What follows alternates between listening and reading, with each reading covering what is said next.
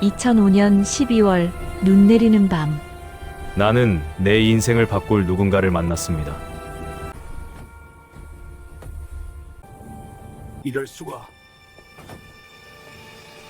얘야, 넌 누구니?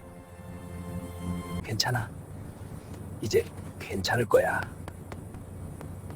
이야기를 시작하기 전에 구독과 좋아요를 눌러주시면 저에게 큰 힘이 되고 계속해도 좋다는 큰 응원이 됩니다. 늘 건강하시고 이제 오늘의 이야기 천천히 시작해 보겠습니다. 2005년 12월의 마지막 밤이었습니다. 서울 하늘에서 한방눈이 쏟아지고 있었어요. 미아리 차고지로 들어서는 151번 버스의 와이퍼가 쉴 새 없이 움직였습니다. 운전석에 앉은 한태수는 깊은 한숨을 내쉬었어요. 오늘따라 어깨가 유난히 무거웠습니다. 25년째 시내버스를 몰았지만 요즘처럼 몸이 힘든 적은 없었어요. 50대 중반을 넘어서니 하루 12시간 운전이 버거웠습니다. 태수는 시동을 끄고 운전석에서 일어섰어요. 무릎이 뻐근했습니다. 백미러를 한 번 더 확인했어요. 승객은 모두 내렸습니다. 텅 빈 좌석들만 형광등 불빛을 받고 있었지요. 차고지 입구로 버스를 몰고 들어갔습니다. 눈발이 세차게 유리창을 때렸어요. 태수는 잠시 눈을 감았습니다. 집에 가면 아들 서준이가 혼자 기다리고 있을 거예요. 15살 서준이. 5년 전 그 비오는 밤 이후로 세상과 문을 닫아버린 아이였습니다. 태수는 주머니에서 낡은 사진 한 장을 꺼냈어요. 색이 바랜 사진 속에는 웃고 있는 여자와 어린 남자아이가 있었습니다. 아내 민지와 5살 서준이었어요. 여보, 오늘도 힘들었소. 태수는 사진을 다시 주머니에 넣었습니다. 눈물이 핑 돌았지만 참았어요. 올 시간도 없었습니다. 집에 가서 서준이 저녁을 챙겨줘야 했으니까요. 버스를 주차장에 세웠습니다. 엔진 소리가 멈추고 정막이 찾아왔어요. 태수는 가방을 챙기고 자리에서 일어났습니다. 문을 열기 전에 습관처럼 뒤를 돌아봤어요. 그 순간이었습니다. 뒷좌석 구석에 뭔가가 있었어요. 태수는 눈을 의심했습니다. 아까 마지막 승객 확인할 때는 없었는데. 태수는 눈을 의심했습니다. 운행 중에 올라탄 걸까요? 하지만 중간에 문을 연 기억이 없었어요. 작은 덩어리가 웅크리고 있었어요. 눈 덮인 외투를 입은 것 같았습니다. 태수는 천천히 다가갔어요. 심장이 빠르게 뛰기 시작했습니다. 이럴 수가. 그것은 아이였습니다. 8살쯤 되어 보이는 남자아이가 좌석에 붙어 앉아 있었어요. 외투가 눈으로 흠뻑 젖어 있었습니다. 아이는 고개를 숙인 채 움직이지 않았어요. 태수는 무릎을 꿇고 아이와 눈높이를 맞췄습니다. 얘야. 조심스럽게 불렀어요. 아이가 천천히 고개를 들었습니다. 태수는 숨이 멎는 것 같았어요. 텅 빈 눈동자였습니다.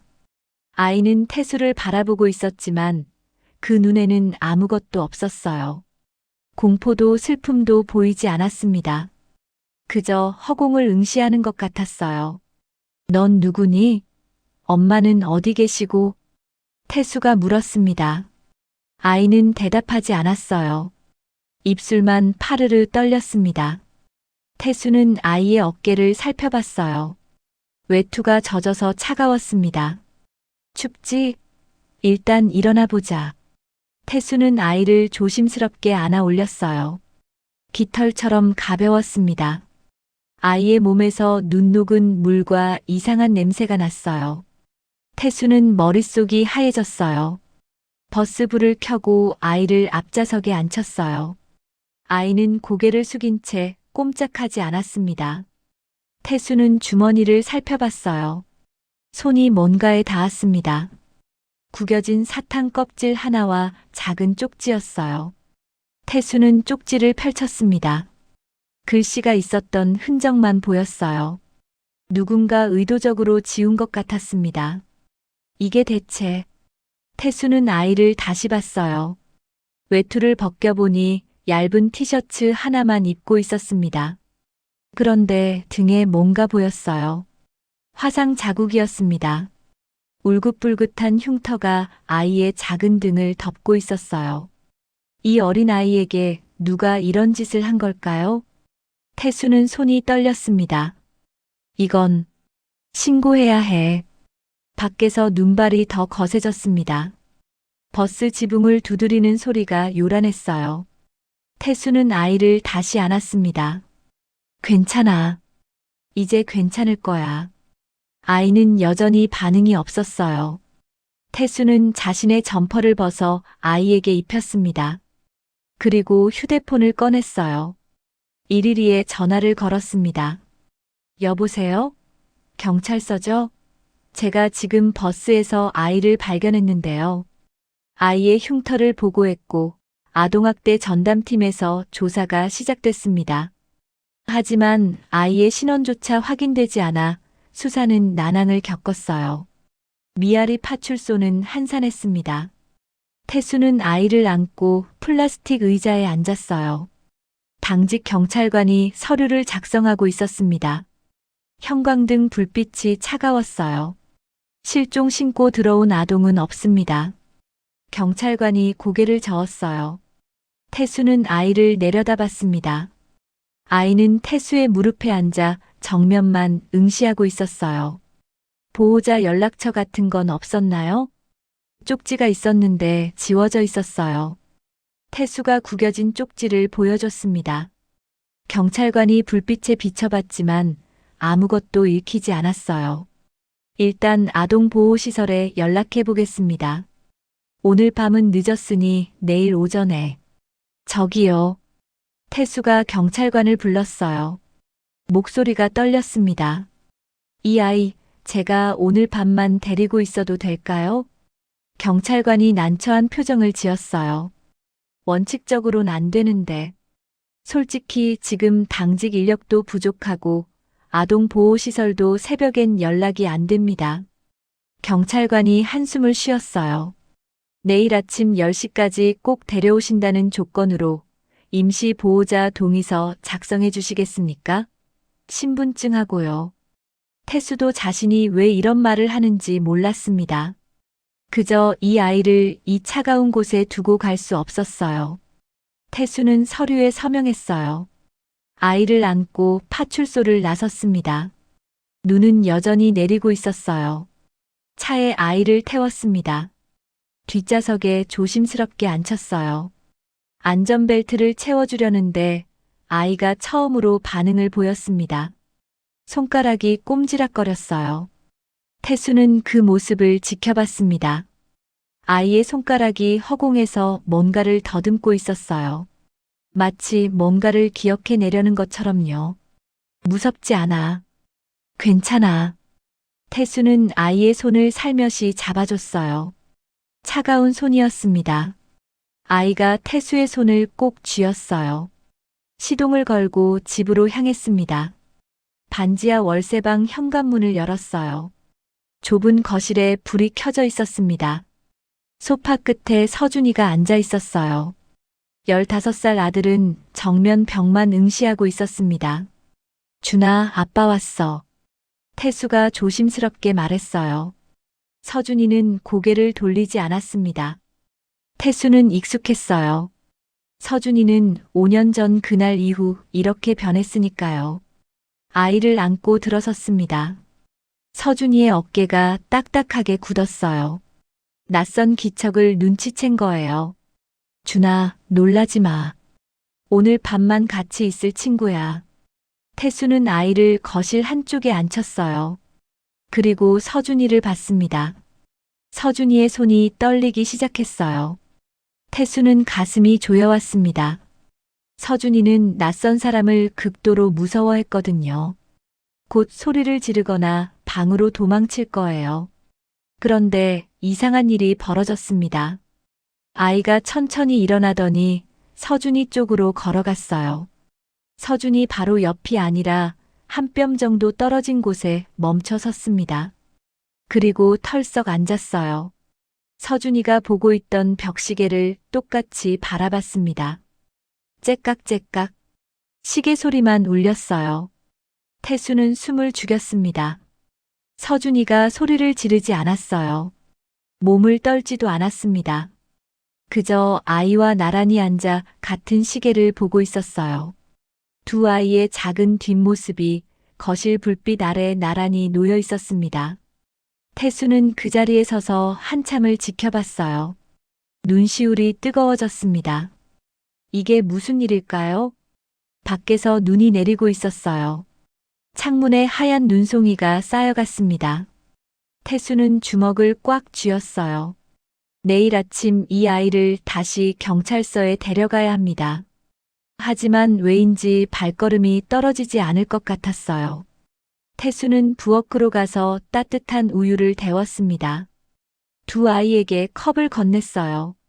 아이는 두 손으로 컵을 받아 꿀꺽꿀꺽 마셨습니다. 천천히 마셔. 태수가 아이의 등을 토닥였어요. 아이가 처음으로 태수를 쳐다봤습니다. 여전히 텅 빈 눈동자였지만 뭔가 달라진 것 같았어요. 두려움이 조금 거친 것 같았습니다. 태수는 이불을 꺼내 거실 바닥에 깔았어요. 아이를 눕히고 이불을 덮어줬습니다. 서준이도 옆에 누웠어요. 잘 자거라. 내일은 좋은 일이 있을 거야. 태수는 불을 끄고 자기 방으로 들어갔습니다. 문틈으로 거실을 봤어요. 두 아이가 나란히 누워 있었습니다. 태수는 침대에 누웠어요. 천장을 바라봤습니다. 여보, 이게 맞는 걸까요? 대답은 없었습니다. 하지만 태수는 알고 있었어요. 내일 아침이 오면 결정해야 한다는 걸요. 이 아이를 보낼 것인가 아니면. 눈 내리는 소리가 창문을 두드렸습니다. 태수는 눈을 감았어요. 긴 밤이 시작되고 있었습니다. 다음 날 아침 태수는 눈을 떴어요. 거실에서 물소리가 들렸습니다. 서둘러 나가보니 서준이가 세면대 앞에 서 있었어요. 그 옆에 어젯밤 그 아이도 나란히 서 있었습니다. 두 아이는 양치질을 하고 있었어요. 태수는 문틈에서 그 모습을 지켜봤습니다. 가슴이 뭉클했어요. 서준이는 지난 5년 동안 다른 사람 옆에서 이렇게 가만히 서 있던 적이 없었거든요. 아침 먹자. 태수는 식탁에 밥을 차렸어요. 서준이는 늘 먹던 자리에 앉았습니다. 아이는 서준이 옆 의자를 바라보다가 조심스럽게 앉았어요. 밥을 먹는 동안 아무 말이 없었습니다. 숟가락 소리만 조용히 울렸어요. 태수는 아이를 봤습니다. 이름이 뭐니? 아이는 고개를 저었어요. 태수는 다시 물었습니다. 엄마는? 아빠는 어디 계시니? 아이는 또 고개를 저었습니다. 태수는 한숨을 쉬었어요. 어떻게 해야 할지 막막했습니다. 식사를 마치고 아이의 손을 잡았어요. 오늘 경찰서에 다시 가야 해. 엄마 아빠를 찾아줄 거야. 아이는 아무 말 없이 고개를 끄덕였습니다. 미아리 파출소에 도착했어요. 낮에 보니 더 삭막했습니다. 태수는 아이를 데리고 안으로 들어갔어요. 어제와 다른 경찰관이 앉아 있었습니다. 어제 신고한 아동건으로 왔습니다. 아, 네. 잠시만요. 경찰관이 컴퓨터를 확인했어요. 한참을 기다린 끝에 고개를 저었습니다. 실종 신고 없습니다. 아동보호시설에 연락했는데 오늘 오후에 인계 가능하다고 하네요. 그럼 이 아이는 일단 시설로 가야죠. 거기서 보호자 찾는 절차 진행합니다. 태수는 아이를 내려다봤어요. 아이는 태수의 손을 꽉 쥐고 있었습니다. 작고 차가운 손이었어요. 태수는 알 수 없는 감정이 밀려왔습니다. 이 아이를 이대로 보낼 수 없었어요. 저기요. 태수가 경찰관을 불렀습니다. 목소리가 떨렸어요. 이 아이, 제가 맡을 수는 없을까요? 경찰관이 눈을 크게 떴어요. 네, 친척 되시나요? 아닙니다만, 그냥 보낼 수가 없어서요. 그건 불가능합니다. 보호자가 아니시잖아요. 태수는 주먹을 꽉 쥐었습니다. 경찰관이 덧붙였어요. 입양을 원하시면 정식 절차를 밟으셔야 합니다. 구청 아동복지과에 문의해 보세요. 그날 오후 태수는 강북구청을 찾아갔어요. 아동복지과 사무실 문을 열었습니다. 책상에 앉은 여자 공무원이 태수를 봤어요. 이름표에 박영이라고 적혀 있었습니다. 무슨 일로 오셨어요? 입양 상담 받으러 왔습니다. 영희는 서류를 꺼냈어요. 태수는 자초지종을 설명했습니다. 버스에서 아이를 발견한 것, 하룻밤 데리고 있었던 것, 아이를 맡고 싶다는 것. 영희는 서류를 보며 질문했어요. 현재 가족 관계가 어떻게 되세요? 배우자는 5년 전에 사고로 세상을 떠났고 15살 아들이 있습니다. 자녀분은 건강하신가요? 태수는 잠시 망설였어요. 자폐 스펙트럼 진단을 받았습니다. 영희의 표정이 굳어졌어요. 펜을 내려놓고 태수를 똑바로 봤습니다. 한부모 가정이시고 기존 자녀가 장애가 있으시군요. 네. 그런데 신원불상 아동을 입양하시겠다고요? 영희의 목소리에 회의가 묻어났어요. 태수는 고개를 끄덕였습니다. 네. 그러고 싶습니다. 영희는 한숨을 쉬었어요. 서류를 넘기며 말했습니다. 솔직히 말씀드릴게요.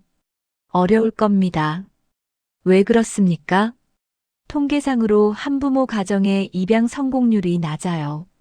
거기다 장애 자녀를 양육 중이시잖아요. 추가 입양은. 영희는 말끝을 흐렸어요. 태수는 주먹을 쥐었습니다. 저는 그 아이를 키울 수 있습니다. 경제적 능력은 되시나요?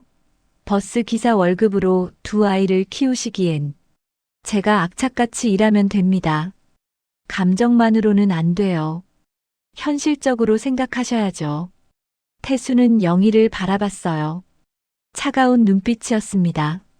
감정이 아닙니다. 그 아이가 필요합니다. 우리 집에. 영희는 잠시 침묵했어요. 그러더니 서류를 내밀었습니다. 일단 신청서 작성하세요. 하지만 기대는 하지 마세요. 승인 안 날 확률이 높습니다. 그날부터 태수의 전쟁이 시작됐어요. 낮에는 버스를 몰았습니다. 아이를 운전석 뒤 자리에 태웠어요. 작은 담요를 깔고 물과 간식을 챙겨줬습니다. 승객들이 물었어요. 기사님, 아드님이에요? 태수는 백미러로 아이를 봤습니다. 아이가 조용히 앉아 창밖을 보고 있었어요. 네, 제 아들입니다.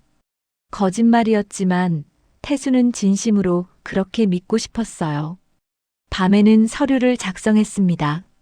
재산증명서, 건강진단서, 범죄 경력 조회. 하나하나 떼어오는 게 전쟁이었어요. 서준이는 낯선 아이에게 조금씩 익숙해졌습니다. 여전히 말은 없었지만 같은 공간에 있는 걸 거부하지 않았어요. 어느 날 밤이었어요. 태수가 설거지를 하고 있는데 뒤에서 작은 목소리가 들렸습니다. 아저씨. 태수는 돌아봤어요. 아이가 서 있었습니다. 왜 그래?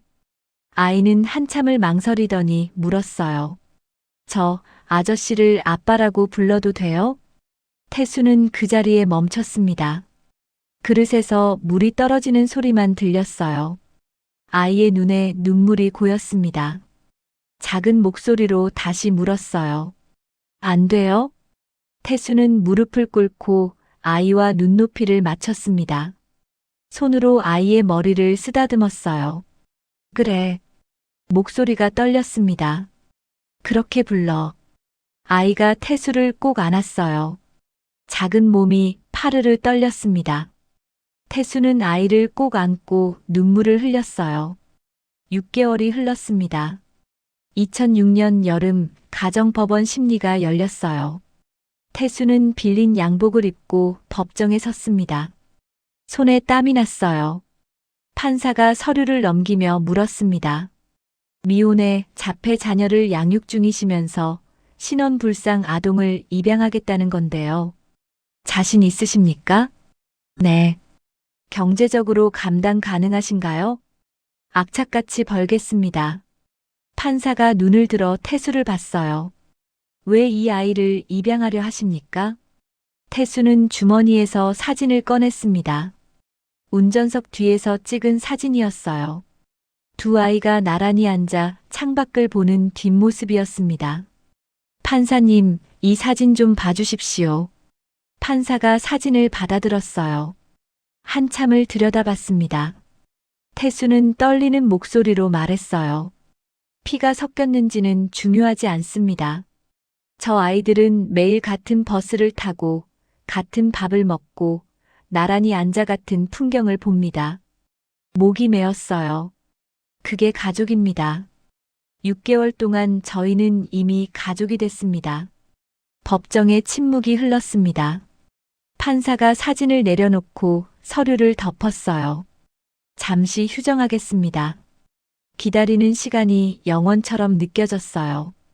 태수는 복도 의자에 앉아 두 손을 모았습니다. 30분이 지났을까요? 법정 문이 열렸어요. 다시 들어가라는 신호였습니다.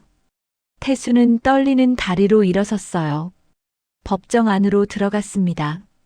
판사가 서류를 들고 입을 열었어요. 입양을 허가합니다. 태수는 그 자리에서 무릎이 꺾였습니다. 감사합니다. 정말 감사합니다. 판사가 덧붙였어요. 아이에게 좋은 아버지가 되어 주십시오. 네. 반드시 그러겠습니다. 일주일 후 태수는 구청에서 새 가족 관계 증명서를 받았어요. 아버지 한태수, 장남 한서준, 차남 윤하늘. 아이의 성은 그대로 두기로 했습니다. 언젠가 친부모를 찾을지도 모르니까요. 하지만 이름은 태수가 지어줬어요. 윤하늘. 하늘처럼 넓고 자유롭게 자라라는 뜻이었습니다. 태수는 증명서를 손에 들고 한참을 바라봤어요. 나란히 적힌 세 사람의 이름. 눈물이 떨어져 종이가 젖었습니다. 우리 가족이다. 작은 목소리로 말했어요. 이제 진짜 우리 가족이야. 그날 밤 태수는 두 아이를 불렀습니다. 하늘아. 네, 아빠. 하늘이 대답했어요. 태수는 증명서를 보여줬습니다. 이제 내 이름이야. 윤하늘. 하늘은 자신의 이름을 손가락으로 짚으며 읽었어요. 윤하늘. 윤하늘. 몇 번이고 되뇌었습니다. 그러더니 태수를 올려다봤어요. 아빠, 나 이제 진짜 아빠 아들이야? 그래. 진짜 아들이야. 하늘의 눈에서 눈물이 흘렀어요. 웃으면서 우는 얼굴이었습니다. 옆에 있던 서준이가 하늘의 손을 잡았어요. 말은 없었지만 서준의 얼굴에도 미소가 번져 있었습니다. 태수는 두 아들을 끌어안았어요. 세 사람은 한참을 그렇게 있었습니다. 밖에서는 여름밤 바람이 불고 있었어요. 법과 마음 모두에서 완전한 가족이 된 세 사람. 하지만 태수는 알고 있었습니다. 하늘이 밤마다 현관문 쪽을 향해 눕는다는 걸요. 마치 누군가를 기다리는 것처럼요. 버려진 기억은 쉽게 지워지지 않는 법이니까요. 하지만 괜찮았습니다. 시간이 지나면 아물 거라고 태수는 믿었어요. 창밖으로 별이 보였습니다.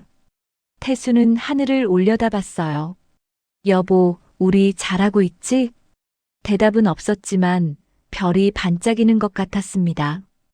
2010년 봄 하늘이는 10살이 되었어요.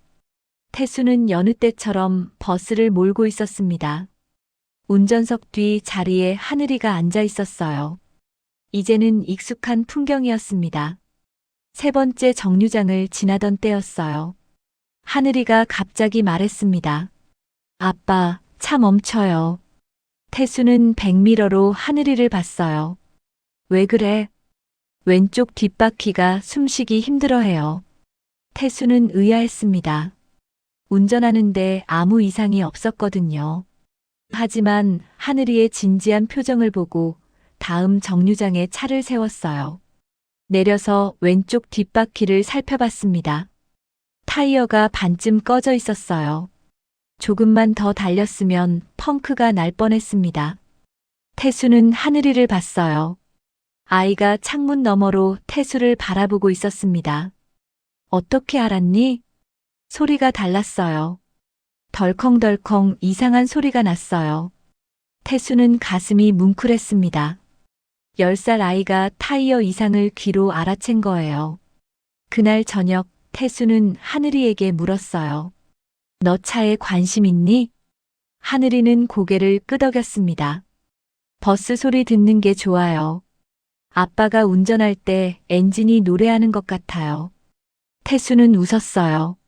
그리고 다음 날부터 하늘이에게 간단한 정비를 가르쳤습니다. 중학생이 된 하늘이는 밤마다 정비책을 읽었어요. 태수가 방에 들어가면 책상 위에 기름 묻은 매뉴얼이 펼쳐져 있었습니다. 하늘이는 형광펜으로 줄을 그으며 공부했어요. 어느 날 새벽이었습니다. 태수가 출근하려고 차고지에 가니 하늘이가 버스 밑에 들어가 있었어요. 하늘아, 뭐하니? 하늘이가 기어 나왔습니다. 얼굴에 기름이 묻어 있었어요. 브레이크 패드 갈았어요. 어제 소리가 이상해서요. 태수는 할 말을 잃었습니다. 15살 아이가 새벽에 일어나 버스를 고친 거예요. 운전석 핸들에 쪽지가 붙어 있었습니다. 아빠, 이제 안전해요. 조심히 운전하세요. 태수는 쪽지를 주머니에 넣었어요. 눈물이 핑 돌았습니다. 2015년 하늘이는 중학교 3학년이 되었어요. 어느 날 담임 선생님이 태수를 불렀습니다. 하늘이 아버님, 아드님이 전교 1등입니다. 인문계 고등학교 가면 좋은 대학도 갈 수 있어요. 그렇습니까? 과학고나 특목고도 충분히 가능합니다. 한번 생각해 보세요. 집에 돌아와 하늘이에게 물었어요. 특목고 가고 싶니? 하늘이는 고개를 저었습니다. 공업고등학교 갈래요. 왜? 차 고치는 법 제대로 배우고 싶어요. 아빠 버스 평생 제가 고칠 거예요. 태수는 아들의 어깨를 잡았습니다. 아빠 때문에 그러는 거 아니지? 우리 형편 때문에. 아니에요. 진짜 하고 싶어요. 하늘이의 눈빛이 진지했어요. 태수는 더 이상 말리지 않았습니다. 그의 가을이었어요. 하늘이가 학교에서 돌아와 방문을 닫았습니다. 저녁을 먹으러 나오지 않았어요. 태수는 걱정이 돼서 문을 두드렸습니다. 하늘아, 괜찮니? 네. 목소리가 작았어요. 태수는 문을 열었습니다. 하늘이가 책상에 엎드려 있었어요. 무슨 일이야? 하늘이는 고개를 들었습니다. 눈이 빨갛게 부어 있었어요. 아빠, 왜 그래? 하늘이가 떨리는 목소리로 말했어요. 오늘 친구가 그랬어요. 나 입양하지? 진짜 부모 안 궁금하냐고. 태수는 가슴이 철렁했습니다. 그래서 나 왜 버려진 걸까요? 나한테 뭐가 잘못된 걸까요? 하늘이의 눈에서 눈물이 떨어졌어요. 태수는 아들을 끌어안았습니다. 아무것도 잘못된 거 없어.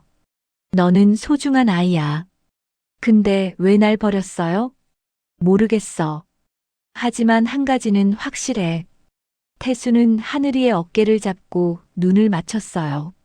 내가 우리 집에 온 건 우연이 아니야. 운명이었어. 하늘이는 울먹였습니다. 진짜요? 그래. 너는 내가 생각하는 것보다 훨씬 특별한 아이야. 며칠 후 하늘이가 조심스럽게 물었어요. 아빠, DNA 검사해봐도 돼요? 태수는 잠시 망설였습니다. 그리고 고개를 끄덕였어요. 그래. 내가 원하면. 일주일 후 검사 결과가 나왔습니다. 데이터베이스에서 일치하는 기록이 나왔어요. 2000년 교통사고로 사망한 부부의 DNA와 일치했습니다. 하지만 그들에게 자녀가 있었다는 기록은 없었어요. 아마도 사고 전에 누군가에게 맡겨졌을 가능성이 높습니다. 담당 형사가 말했어요. 그 사람이 누군지는 확인할 방법이 없습니다. 더 이상 찾을 단서가 없어요. 하늘이는 결과지를 보고 한참을 울었어요. 태수는 아들의 등을 토닥였습니다. 이제 답을 얻었구나. 네. 마음이 좀 편해졌니? 하늘이는 고개를 끄덕였어요. 그리고 말했습니다. 아빠, 이제 알았어요. 뭘? 나한테 진짜 가족이 누군지요. 하늘이가 태수를 꼭 안았어요. 아빠랑 형이 내 진짜 가족이에요. 그거면 충분해요.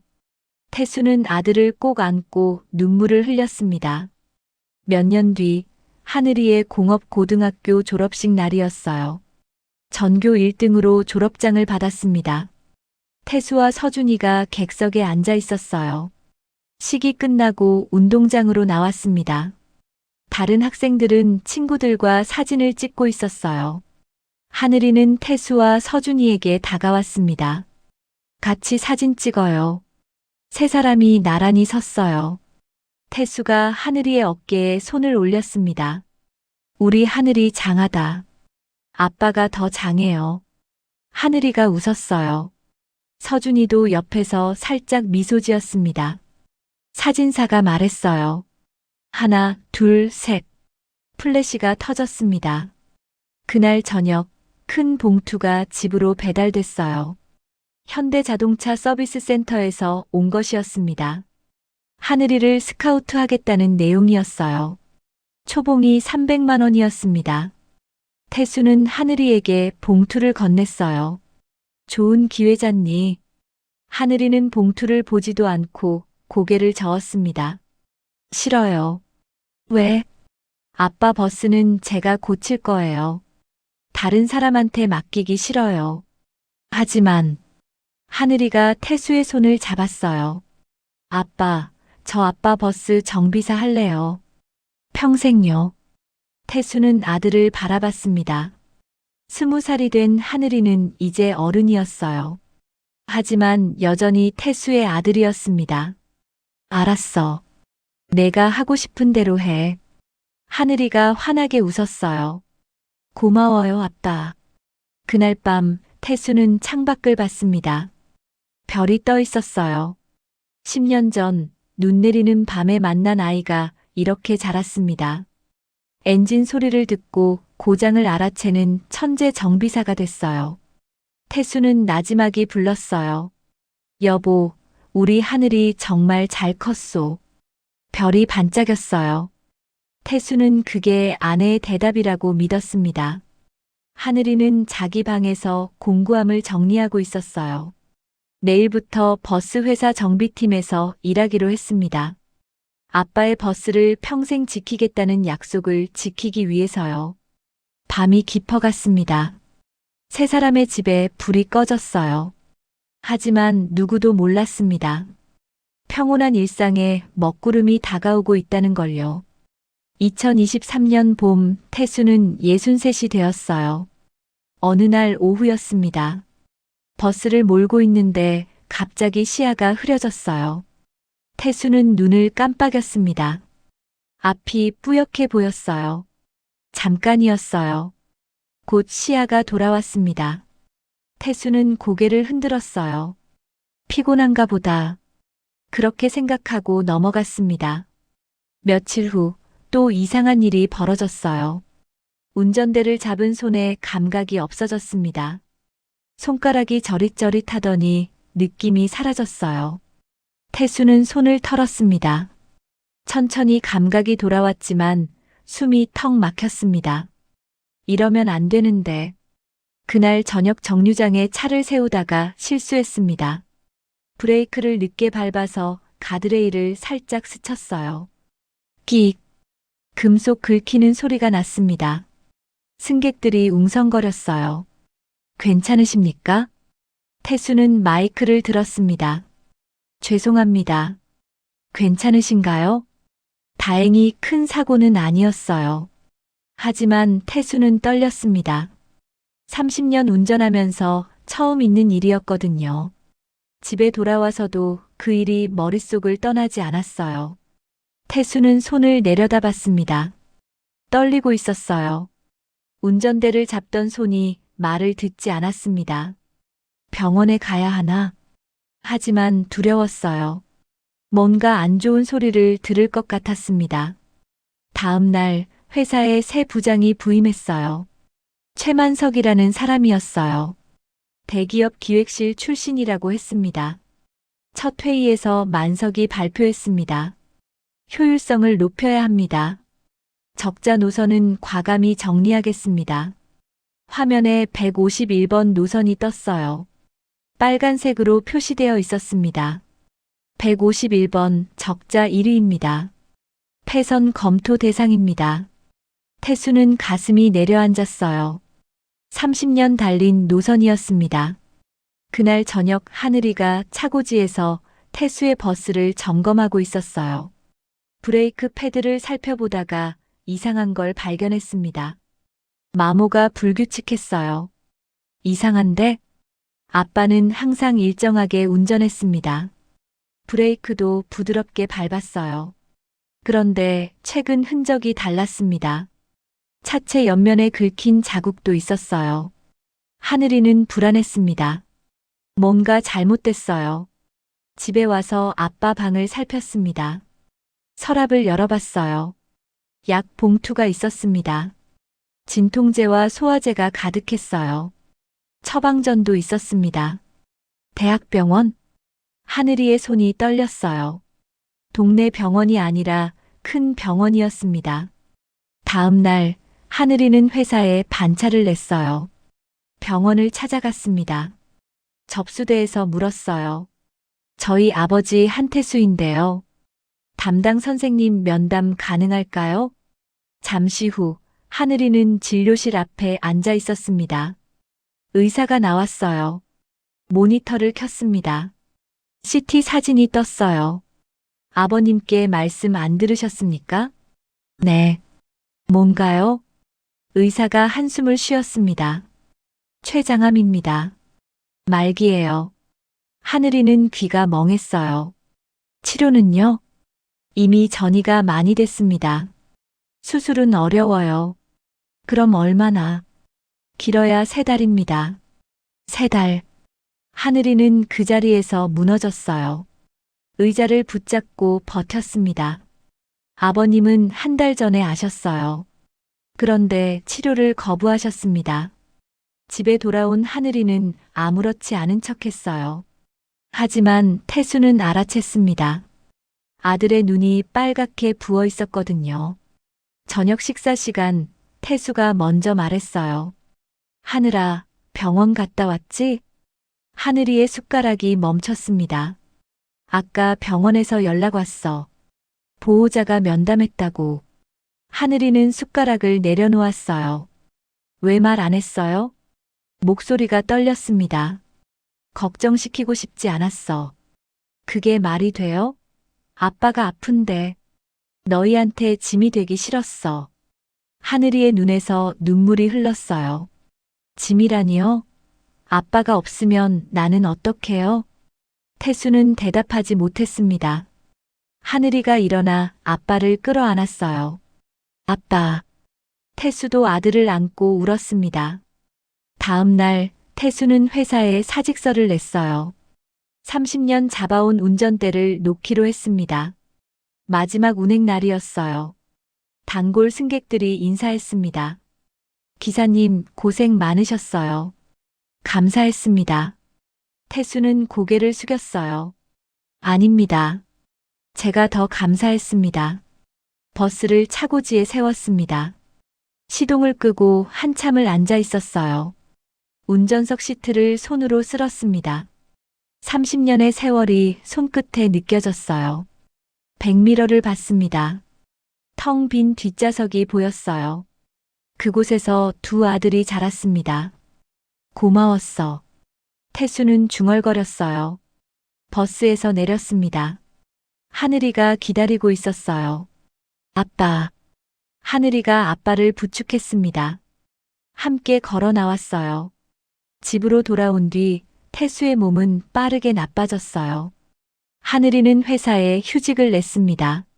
하루 종일 아빠 곁에 있었어요. 어느 날 밤 태수가 하늘이를 불렀어요. 하늘아, 바다 보러 가자. 지금요? 마지막으로 가족 여행하고 싶어. 며칠 후 세 사람은 인천 을왕리 해수욕장으로 갔어요. 태수는 모래를 밟았습니다. 파도가 밀려왔어요. 좋다. 태수는 눈을 감았어요. 하늘이와 서준이가 양옆에 섰습니다. 해가 기울었어요. 하늘이 주황빛으로 물들었습니다. 태수가 말했어요. 여보, 나 잘했지? 애들 잘 키웠지? 하늘을 올려다봤습니다. 별이 떠오르기 시작했어요. 하늘아. 네, 아빠. 너를 만난 그날이 내 인생 최고의 날이었어. 태수의 눈에서 눈물이 흘렀어요. 내가 날 구했어. 하늘아. 하늘이도 울었습니다. 아빠. 태수는 두 아들의 손을 잡았어요. 고마웠어. 너희 아빠여서 행복했어. 세 사람은 모래밭에 앉아 노을을 봤습니다. 바람이 불었어요. 따뜻한 바람이었습니다. 태수는 생각했어요. 이제 됐어. 후회 없어. 별이 하나둘 떠올랐습니다. 하늘이 반짝이기 시작했어요. 하늘이는 아빠의 손을 꼭 쥐었습니다. 서준이도 손을 잡았어요. 세 사람의 손이 모래 위에서 겹쳐졌습니다. 파도가 밀려왔다 물러갔어요. 시간이 천천히 흘렀습니다. 태수는 마지막으로 작은 목소리로 말했어요. 우리 좋은 가족이었지? 하늘이가 대답했습니다. 네, 아빠. 최고의 가족이었어요. 밤이 깊어갔습니다. 하지만 세 사람은 일어서지 않았어요. 조금만 더 함께 있고 싶었으니까요. 별빛이 모래 위를 비쳤습니다. 세 사람의 그림자가 길게 드리워졌어요. 그 그림자는 하나처럼 보였습니다. 2024년 5월 태수는 침대에 누워 있었어요. 하늘이가 손을 잡고 있었습니다. 서준이는 반대편에 앉아 아빠를 바라보고 있었어요. 태수의 숨소리가 점점 약해졌습니다. 하늘아. 네, 아빠. 서준이 잘 부탁해. 네. 약속할게요. 태수가 서준이를 봤어요. 준아, 사랑해. 서준이가 아빠 손등에 이마를 댔습니다. 말 대신 눈물이 떨어졌어요. 태수는 천장을 바라봤습니다. 여보, 이제 가도 돼. 창밖에서 바람이 불었어요. 커튼이 살랑거렸습니다. 고마웠어. 모두. 태수의 눈이 천천히 감겼어요. 손에서 힘이 빠졌습니다. 하늘이는 소리 없이 울었어요. 서준이도 울었습니다. 방 안에 고요가 찾아왔습니다. 장례식장에 사람들이 모였어요. 버스 회사 동료들, 단골 승객들, 그리고 최만석 부장도 왔습니다. 만석은 조문을 마치고 하늘이 앞에 섰어요. 죄송합니다. 하늘이는 고개를 들었습니다. 제가 무리하게 구조조정을 밀어붙였습니다. 아버님께 힘들게 했어요. 만석의 눈에 눈물이 맺혔어요. 용서해 주십시오. 하늘이는 잠시 침묵했습니다. 그리고 말했어요. 아빠는 끝까지 책임을 다하셨어요. 그걸로 충분합니다.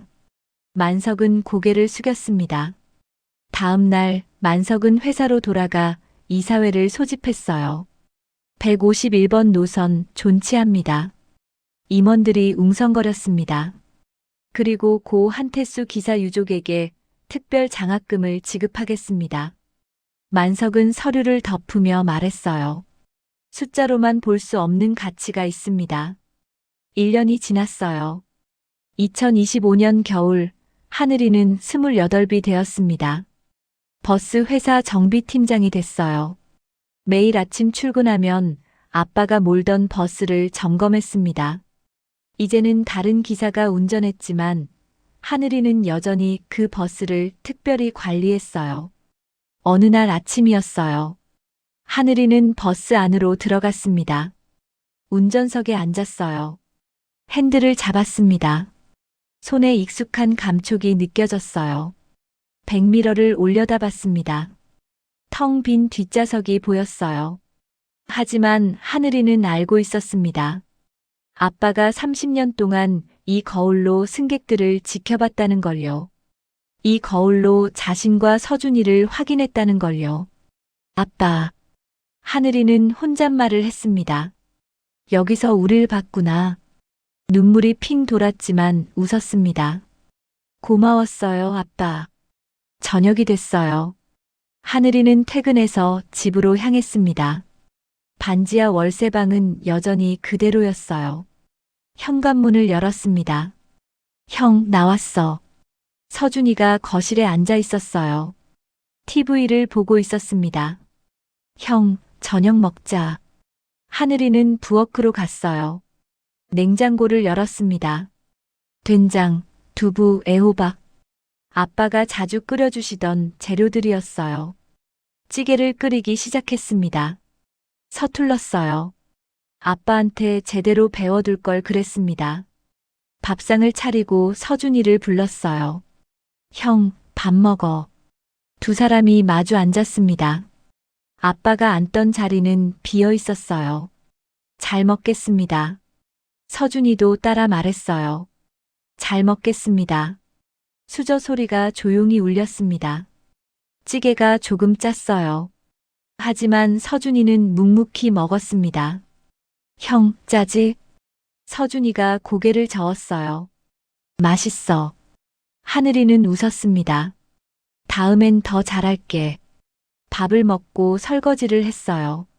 창밖으로 눈이 내리기 시작했습니다. 투두둑 창문을 두드리는 소리가 들렸어요. 20년 전 그 폭설의 밤이 생각났습니다. 하늘이는 창문을 열었어요. 차가운 바람이 얼굴을 스쳤습니다. 눈송이가 손바닥에 내려앉았어요. 아빠. 하늘이는 눈을 감았습니다. 151번 오늘도 무사히 운행 끝났어요. 바람이 대답하는 것 같았어요. 내일도 달릴 거예요. 아빠가 만들어준 이 길 위에서. 서준이가 옆으로 왔습니다. 하늘이 어깨에 손을 올렸어요. 두 형제는 나란히 서서 눈 내리는 밤을 바라봤습니다. 다음 날 아침이었어요. 하늘이는 일찍 일어나 차고지로 갔습니다. 151번 버스 앞에 섰어요. 정비 공구함을 열었습니다. 아빠가 물려주신 낡은 스패너가 있었어요. 손에 쥐었습니다. 묵직했어요. 버스 점검을 시작했습니다. 타이어 공기압, 엔진 오일, 브레이크 패드. 하나하나 확인했어요. 엔진에 귀를 댔습니다. 부르릉 부르릉. 건강한 소리였어요. 하늘이는 웃었습니다. 좋아. 오늘도 문제 없어. 새 기사가 출근했어요. 하늘이에게 인사했습니다. 팀장님, 오늘도 잘 부탁드립니다. 조심히 운전하세요. 기사가 운전석에 올랐어요. 시동을 걸었습니다. 버스가 천천히 움직이기 시작했어요. 하늘이는 그 모습을 지켜봤습니다. 151번 버스가 차고지를 떠나 도로로 나갔어요. 미아리에서 수유동까지. 아빠가 30년 달린 그 길이었습니다. 저녁이 됐어요. 하늘이는 서준이와 함께 저녁을 먹었습니다. 오늘은 찌개가 덜 짰어요. 형, 오늘은 괜찮지? 서준이가 고개를 끄덕였습니다. 맛있어. 하늘이는 웃었어요. 밥을 먹고 거실에 나란히 앉았습니다. TV를 켰지만 보는 건지 안 보는 건지 알 수 없었어요. 그냥 함께 있는 게 좋았습니다. 밤이 깊어갔어요. 하늘이는 창밖을 봤습니다. 별이 떠 있었어요. 아빠, 우리 잘하고 있죠? 바람이 불었습니다. 커튼이 흔들렸어요. 하늘이는 그게 대답이라고 생각했습니다. 다음 날 아침 하늘이는 다시 차고지로 갔어요. 151번 버스가 기다리고 있었습니다. 점검을 시작했어요. 오늘도 버스는 건강했습니다. 기사가 운전석에 올랐어요. 문을 닫고 출발했습니다. 하늘이는 손을 흔들었어요. 버스가 멀어져 갔습니다. 아침 햇살을 받으며 도로로 나갔어요. 하늘이는 혼잣말을 했습니다. 오늘도 잘 다녀와요. 바람이 불었어요. 따뜻한 바람이었습니다. 버스는 멈추지 않습니다. 기사가 바뀌어도 세월이 흘러도 151번은 오늘도 달립니다. 미아리에서 수유동까지 그 길 위를 달려요. 운전석 뒷자리엔 보이지 않는 온기가 남아 있습니다. 세 사람이 함께 앉아 창밖을 보던 그 자리. 이제는 텅 비었지만 여전히 그곳엔 사랑이 남아 있어요. 하늘이는 매일 그 버스를 지킵니다. 서준이는 매일 형과 함께 밥을 먹어요. 두 형제는 계속 살아갑니다. 아빠가 만들어준 이 길 위에서요. 눈 내리는 밤, 하늘이는 창문을 열었어요. 20년 전 그날처럼 눈이 내리고 있었습니다. 아빠. 하늘이는 하늘을 올려다봤어요. 고마웠어요. 나를 버스에서 내려주지 않아서. 별이 반짝였습니다. 하늘이는 웃었어요. 151번은 오늘도 달려요. 아빠. 그리고 내일도 모레도. 바람이 불었습니다. 그 바람 속에 아빠의 목소리가 들리는 것 같았어요. 잘하고 있어, 하늘아. 하늘이는 창문을 닫았습니다. 서준이가 옆에 와서 섰어요. 형, 자러 가요. 그래.